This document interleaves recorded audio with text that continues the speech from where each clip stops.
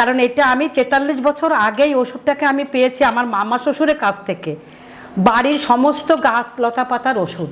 দেখো এবার ঢাকনাটাকে উঠিয়ে নিচ্ছি, সেদ্ধটা হয়ে গেল।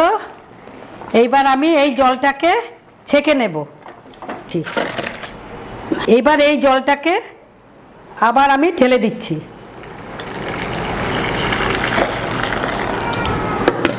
এইটার মধ্যে আমি 100 গ্রাম এই যে দুলালের তাল মিশ্রি দেব। এই যে 100 গ্রাম দুলালের তাল মিশ্রি, এই যে এইটা দিয়ে আমি আবার 10 মিনিট ফুটাবো। দেখো এইবার সিদ্ধ হয়ে ফুটে গেছে। এই ওষুধটাকে আমি স্টোর করব। এটাকে কি করব, একটা ঠান্ডা করব। জলটাকে ঢেলে নিচ্ছি। বন্ধুরা এই যে জলটা হলো না, এই যে এটা কিন্তু একটা সিরাপ হয়ে গেল, কাশির সিরাপ।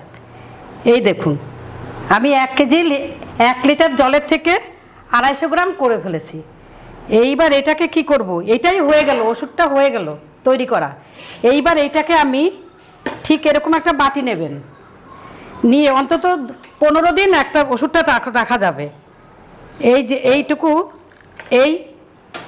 এইভাবে নেবেন, এতটা না, এতটা নিয়ে তাই এর মধ্যে এই যে ডাবর হানি আছে না, এই যে হানি, এই মধু, এইটাকে কি করব, এই যে এই এক চামচ আমি মধু দিয়ে দিলাম। এটা কি করবেন, সকালবেলা খালি পেটে খাবেন আর বিকেলবেলা একবার খালি পেটে খাবেন।